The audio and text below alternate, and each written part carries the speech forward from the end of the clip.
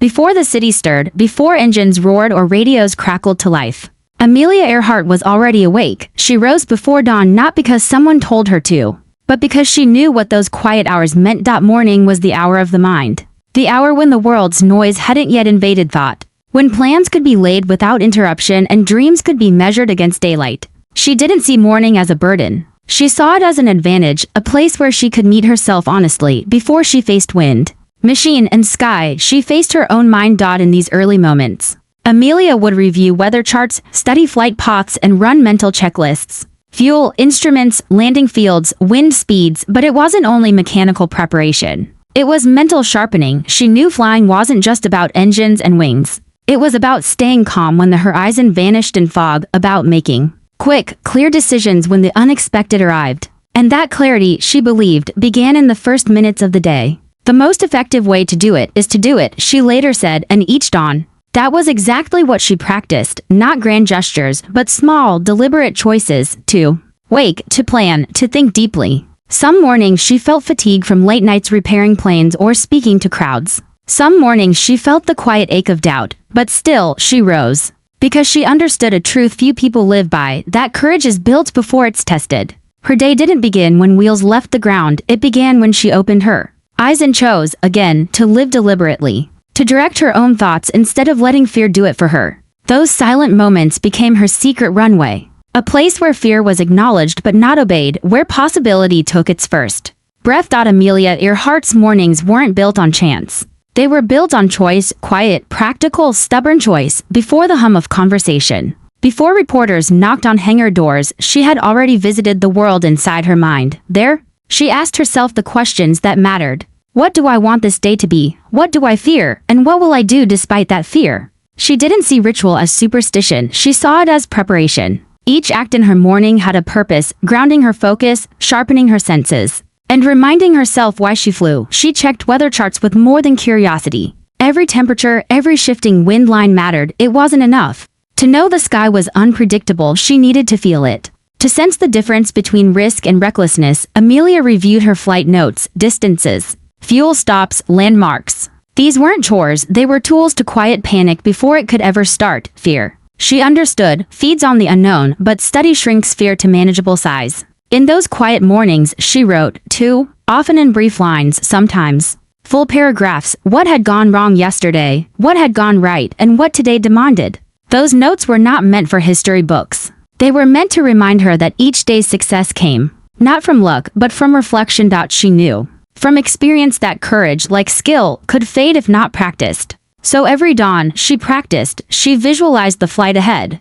Imagined how she'd react if the engine faltered, or if fog erased the horizon. It wasn't pessimism. It was respect for reality. The result wasn't fearlessness. It was readiness, a readiness built not from grand speeches, but from the simplest morning habit, the willingness to think, to plan, to care. In those first moments of each day, she accepted something most people spend years denying, that fear is real, but it is also a teacher, and if you listen carefully in the calm before the day begins, you can hear what it's trying to tell you, then decide if it deserves your obedience. For Amelia, mornings were never about rushing out the door. They were about stepping into the day already knowing why she was stepping at all. Amelia Earhart didn't claim to be the bravest or the strongest, but she built something more dependable than raw courage, discipline. Each morning, that discipline began before the world's distractions could stake their claim. When the airfield still lay silent, when the engines rested cold, Amelia made small, deliberate decisions that seemed ordinary but shaped everything that came after. It started with a refusal, the refusal to let the mind drift. She knew how easily the mind could fill with what ifs and worries. What if the engine fails? What if the sponsors lose faith? What if the papers call me foolish? But instead of wrestling those thoughts into silence, she replaced them. She put practical tasks in their place, checked the logbook, confirmed the weather update, reviewed the compass headings. Action, she discovered, could quiet doubt more effectively than argument. She wasn't born with this discipline, she built it. Slowly, like patching fabric onto an old flight jacket, adding new habits when old ones failed, trying again when resolve slipped. Some mornings she likely woke late. Some mornings fatigue from the previous day's flight hung over her like fog, but she began again. Because discipline wasn't about perfection, it was about return. The public saw Amelia as bold, but what fueled that boldness were dozens of invisible choices each dawn. Choices like skipping late-night comfort to wake rested, choosing to study mechanical manuals rather than read headlines, deciding to listen to her own doubts without being ruled by them. She understood a truth often lost in stories of heroes. Greatness is rarely the product of grand, cinematic moments. More often, it grows in the quiet, repetitive, sometimes boring practice of discipline. The most effective way to do it is to do it. She said, those words weren't coined in celebration. They were born in the grind. In the countless mornings when doing it felt harder than dreaming about it. And it wasn't just about flying. Amelia practiced discipline in how she spoke, how she answered reporters, how she balanced ambition with responsibility. Every morning was a new test. Would she let herself become distracted by fame, or stay focused on what mattered? The sky, the engine, the map, the mission. She chose focus again and again, and by choosing it early in the morning, before distractions' voice grew loud, she carried that clarity into each flight, each decision, each risk. This morning discipline didn't guarantee victory, but it prepared her for every possibility: engine trouble, changing winds, or the cold isolation of flying alone over an ocean. When the unexpected arrived, as it always does, she had already met it in her mind at dawn. Fear was Amelia Earhart's daily companion. It waited for her before takeoff, whispered to her when winds grew fierce, and lingered in the silence of her hotel rooms before record flights. But every morning, she made a deliberate choice to see fear not as a command but as a conversation. She called fear what it truly was: paper tigers, shapes that looked real in the half-light of doubt, but when tested, often tore apart in her hands. Each morning, before noise filled the day, Amelia met those paper tigers face to face. She named them mechanical failure, sudden storms, failure in the eyes of the public, the loneliness of flying over endless water. She didn't hide from them, she studied them, understood their outlines, and discovered which fears contained real danger and which were just shadows. It wasn't an exercise in negativity. It was a method of building calm. By acknowledging what frightened her, she reduced its surprise. Panic, she knew, thrives on the unexpected. Preparation steals its power. In the quiet of dawn, she practiced responses. What will I do if the oil pressure falls? If fog erases the horizon? If exhaustion makes me doubt my course? Each answer became part of her mental toolkit, ready to be drawn in the heat of flight. That habit turned fear into fuel. Instead of letting it freeze her, she let it sharpen her senses. Fear reminded her that flight was earned every day, not given once and kept forever. Yet Amelia never aimed to become fearless. She understood that fear could never fully disappear. Instead, she chose to fly with it beside her rather than behind the controls. This daily ritual, naming fears, preparing responses, and then moving forward anyway, built an unshakable inner calm. A calm strong enough to guide her through engine trouble over the Atlantic, through icy winds that rattled her plane, through moments when the ocean below seemed endless and merciless, and when others asked her how she kept flying despite danger. She answered not with bravado, but with quiet honesty. Courage is the price that life exacts for granting peace. In Amelia's mornings, courage wasn't something she summoned only in crisis. It was something she practiced in stillness, so it would be ready when stillness was gone. When Amelia Earhart first sat behind the controls of a plane, she wasn't thinking of fame. She was thinking of control, of a machine, of a path through the sky, of her own choices. But from that first flight grew something larger. A series of records that would place her name among legends. What the public often missed was that every record, every altitude, distance, or speed she set, was built in the hours nobody saw. In the silent mornings before takeoff, when the world's attention hadn't yet turned toward her, Amelia did the real work. She checked weather reports again and again, cross-referencing forecasts with her own instincts built from countless hours aloft. She studied fuel consumption charts, calculated weight balances, and ran through contingency plans until they felt like reflex.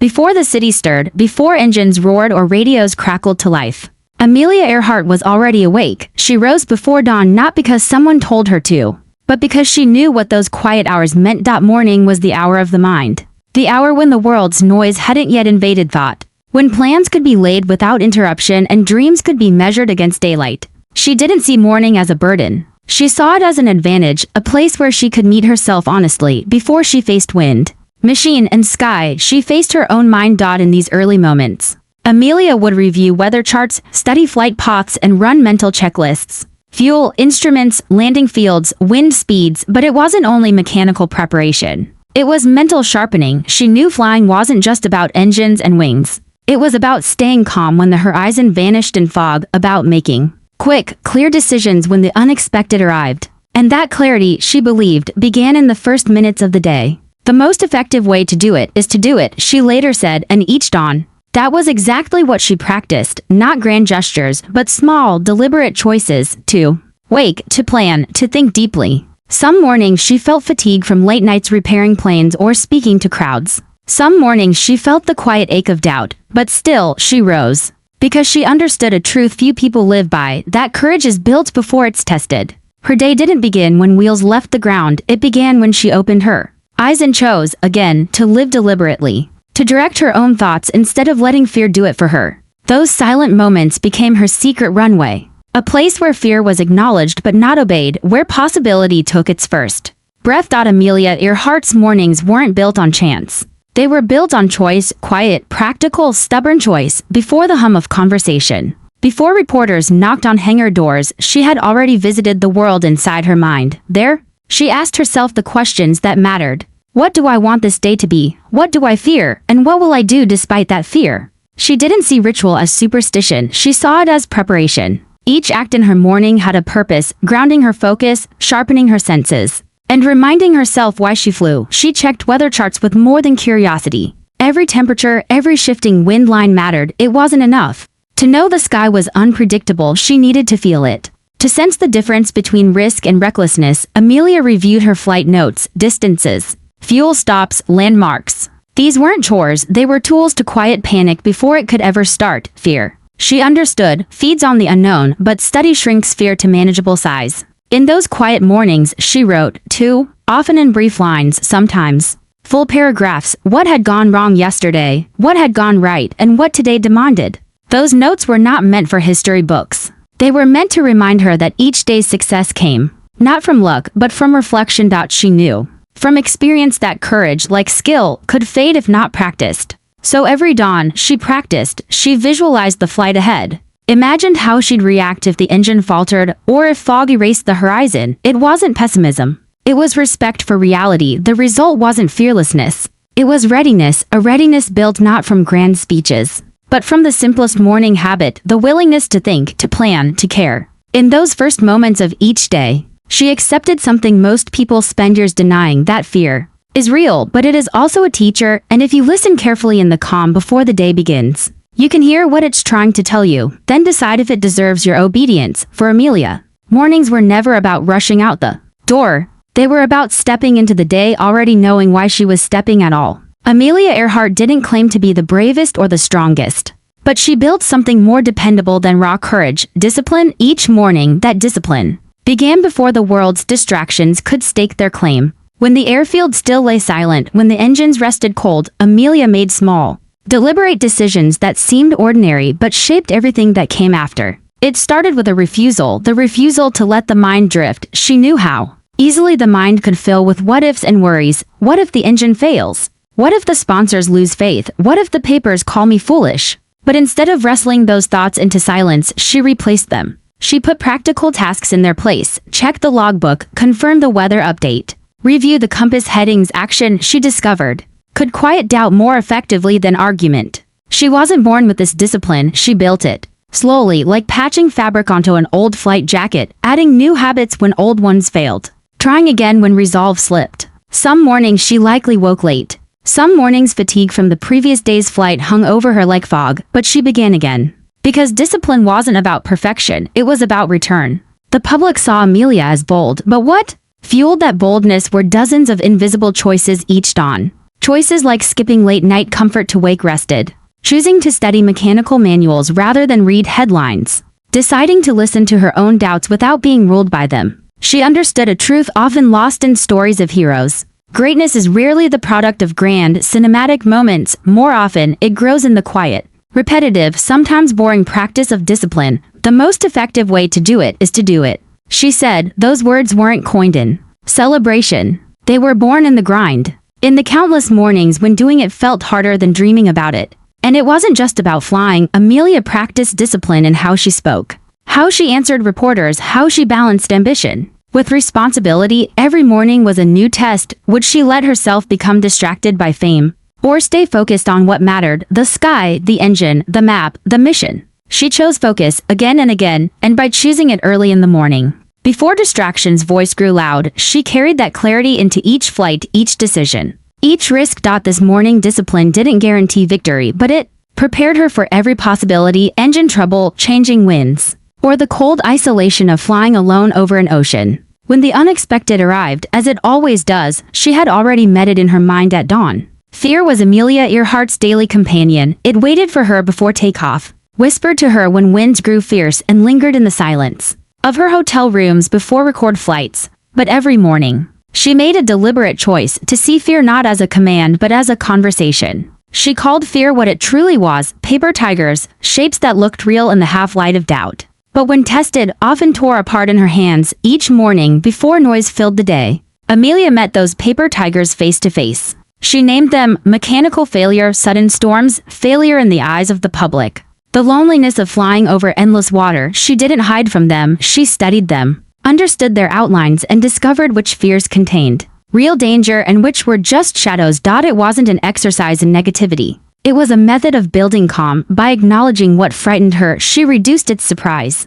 Panic, she knew, thrives on the unexpected. Preparation steals its power. In the quiet of dawn, she practiced responses. What will I do if the oil pressure falls? If fog erases the horizon? If exhaustion makes me doubt my course? Each answer became part of her mental toolkit, ready to be drawn in the heat of flight. That habit turned fear into fuel. Instead of letting it freeze her, she let it sharpen her senses. Fear reminded her that flight was earned every day, not given once and kept forever. Yet Amelia never aimed to become fearless. She understood that fear could never fully disappear. Instead, she chose to fly with it beside her rather than behind the controls. This daily ritual, naming fears, preparing responses, and then moving forward anyway, built an unshakable inner calm. A calm strong enough to guide her through engine trouble over the Atlantic, through icy winds that rattled her plane, through moments when the ocean below seemed endless and merciless, and when others asked her how she kept flying despite danger. She answered not with bravado, but with quiet honesty. Courage is the price that life exacts for granting peace.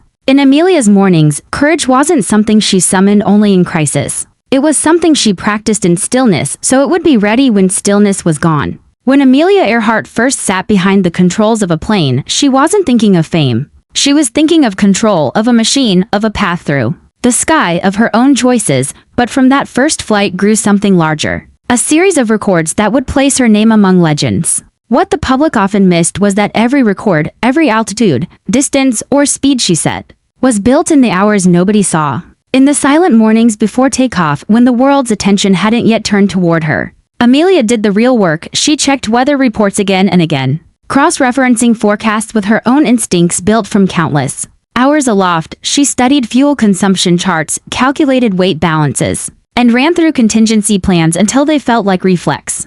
Even clothing was part of her ritual. Amelia chose simple, practical outfits, often pants and a leather jacket. It was more than comfort. It signaled to herself each morning that she belonged where she stood, on the airfield, beside the aircraft. At the center of her own life, she also practiced mechanical checks personally. Even if ground crews handled maintenance, Amelia insisted on inspecting her planes herself, testing controls, checking fuel levels, feeling for loose wires. This habit did more than protect her safety. It built trust between her and the machine.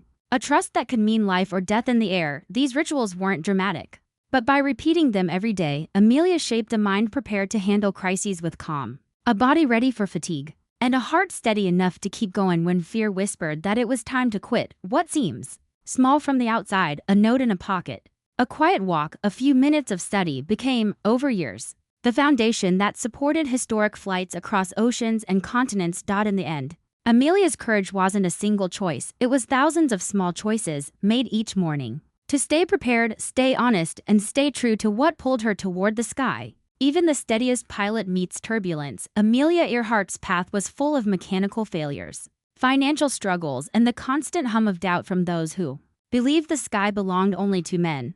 What kept her moving forward was more than stubbornness. It was a daily practice of lifting her gaze beyond the moment's trouble, to remember the wider horizon that called her. Each morning, before engines roared and propellers spun, Amelia paused to refocus. She reminded herself that criticism might shout loudest today, but it would fade, that setbacks could bruise the spirit, but not end the journey unless she let them. She understood fatigue was inevitable. Long flights tested the limits of body and mind, yet before every flight, She reaffirmed why the fatigue was worth it, to prove, to herself first and to others second, that courage mattered more than comfort. When critics accused her of chasing attention, Amelia didn't waste energy arguing. Instead, she returned quietly to her goal, opening skies that tradition had kept closed. She knew some would never understand, and that was acceptable. Their vision stopped at doubt, hers reached the horizon. She kept journals where she wrote of both successes and failures, never letting either become her sole identity. This habit freed her from pride's trap and failure's weight. A crash wasn't a prophecy.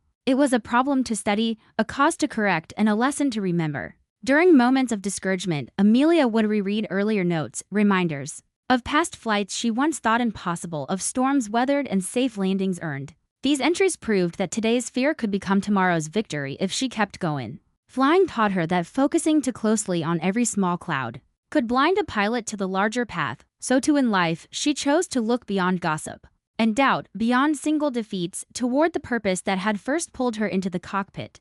Amelia's morning question was rarely "What will people think?" It was "Where do I truly want to go?" By choosing her answer before she left the ground, she made it harder for noise, criticism, or fatigue to change her course once in flight. In the cockpit, pilots trained to scan instruments and then look outside to keep a balanced view. Amelia's life mirrored that skill, checking daily realities honestly, then lifting her eyes to the broader vision that kept her spirit light. Even when her plane felt heavy with fuel and fear. By setting her eyes on the horizon every morning, Amelia kept moving forward, record after record, mile after mile, until even the Atlantic could no longer keep her from the other side, top of form.